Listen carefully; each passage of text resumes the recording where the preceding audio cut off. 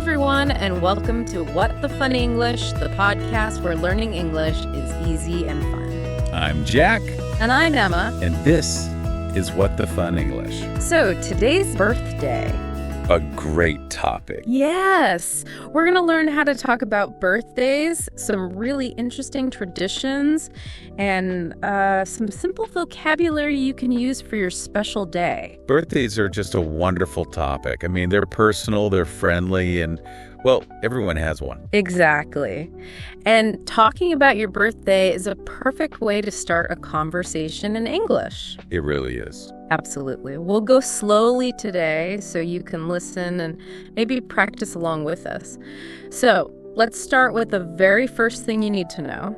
The date. The date. Right. The key question, and this is so important, is when is your birthday? Let's say that again. When is your birthday? And this question just means, what day of the year is it? And the answer uses a very specific structure, so please listen carefully. Maybe even repeat after us, my birthday is on. That little word on is so important. You must use on when you say the date. For example, if you ask me, I say, my birthday is on May 7th. Okay, so now it's your turn. Try practicing with your own date.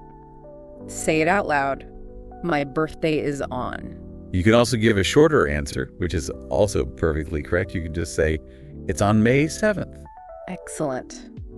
Okay, so now we know the date. Let's talk about the actions. What do we actually do to celebrate? The main question for this is, how do you celebrate your birthday? Which means what? It means, what activities do you usually do? And we have some very simple, very clear answers for you. I think the most common one is probably, I have a party. Definitely. Or if you like going out, you could say, I go out with friends. And if you prefer something quieter, you can tell people, I stay home with my family. Of course. And two very essential birthday activities are, I eat cake. A must. And you also get gifts, so you can say, I open presents. Okay, now, this is important. We need to focus on some key birthday words. We call them collocations. Collocations. That just means words that naturally go together. Exactly. And learning them together helps you sound much more natural when you speak English. We have 7 essential ones for you today. We'll say them slowly and clearly. Listen and try to repeat them if you can. All right. Number 1, have a party. Number 2, eat cake. Number 3, open presents. Okay, now when we have a cake, there are usually candles on it. Before you blow out the candles, you do this. Number 4, make a wish. Make a wish, and then comes the action with your mouth. Number 5, blow out the candles. Right. Now, if you are the one giving a present to a friend, you give a gift. That's number 6. And if you are the birthday person receiving the present, you do this. Number 7, get a gift. Knowing those 7 phrases is so helpful. It lets you understand and join in almost any basic conversation about birthdays. They're really crucial A1 vocabulary. Yeah, they are. And what's so interesting is that while these basic actions are pretty much the same everywhere, right, we all eat cake and open gifts. The specific traditions can change a lot, even between countries that all speak English. That's a great point. Let's look at a few traditions from 4 different countries. Let's do the US, the UK, Canada, and Australia. Okay, let's start with the United States.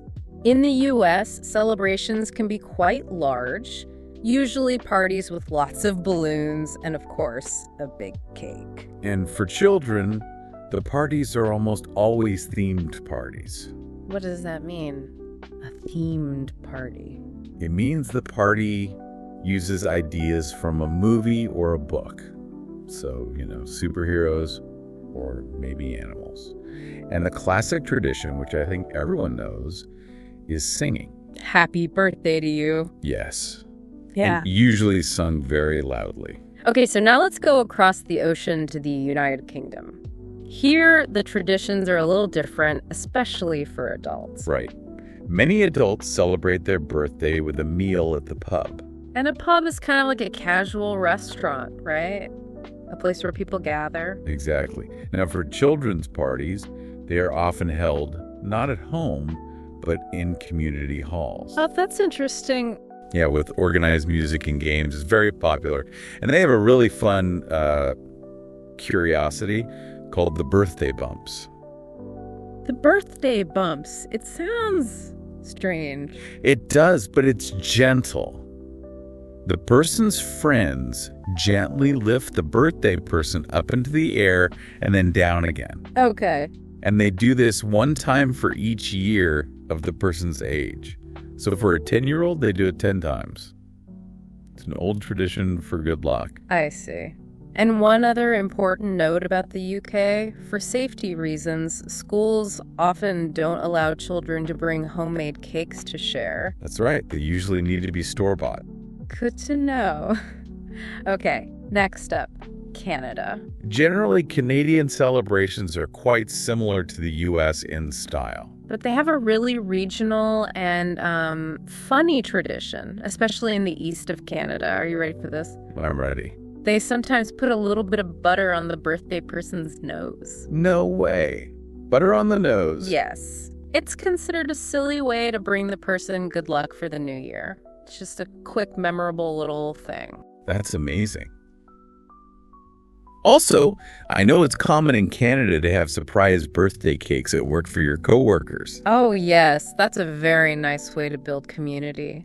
Is. And just a quick reminder, everyone, don't forget to subscribe to What the Fun English and share this with your friends. Okay, finally, let's travel down under to Australia. Because the weather there is often very warm and sunny, celebrations are really focused on being outdoors. So many people have barbecue birthdays on the beach. A party outside in the sun? That sounds perfect. It really does. And they have a wonderful food tradition for children that you should learn. It's called fairy bread. Fairy bread, what is that exactly? It sounds very sweet. It is very simple. It's just white bread with a thin layer of butter. Okay. And then colorful small sprinkles on top. Kids absolutely love it at Australian birthday parties. I can see why. All right, let's move on to the topic everyone loves. Presents. Yes. Gifts. We need to know how to ask for them and talk about them. Okay, so if it's your birthday and someone wants to know what gift to buy you, they will ask this question. What do you want for your birthday? A very common, very friendly question. And you can use very simple sentences to answer. We'll give you some examples. Try listening and repeating. If you'd like a book, you say, I want a book. Simple. If you need a phone, I want a new phone. If you like fashion, I want clothes. And what if you genuinely don't need anything new? You can say, I don't want anything. Yeah. That's a perfectly fine answer. Right. And remember, you can also ask someone about the gifts they already received. To do that, you just change the verb to the past tense. So you ask, what did you get for your birthday? And that just means, what presents did you receive?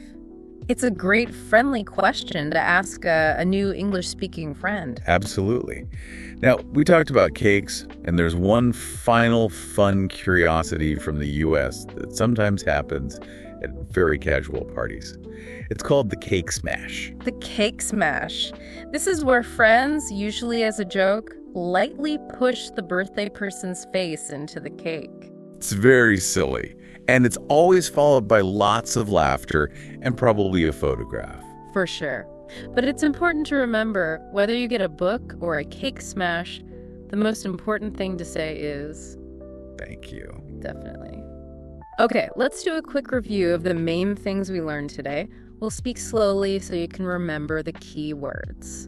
First, we learned how to say the date using the phrase, my birthday is on. Then we reviewed our essential collocations. Have a party, blow out the candles, make a wish, and open presents. We also talked about 4 fun traditions. Singing in the US, the birthday bumps in the UK, butter on the nose in Canada, and of course, fairy bread in Australia. And finally, we learned how to ask and answer simple questions about gifts. Okay, so now it is your turn. We have a small challenge for you. Think about your own culture and your own birthday. The question is, how do you celebrate your birthday? Try to write or say 3 simple sentences in English using the phrases we practiced today. For example, I eat cake, I have a party, and I open presents. Something simple like that. Practice really does make perfect. Keep reviewing these phrases this week. Thanks for listening to What the Fun English. Keep practicing and see you next time.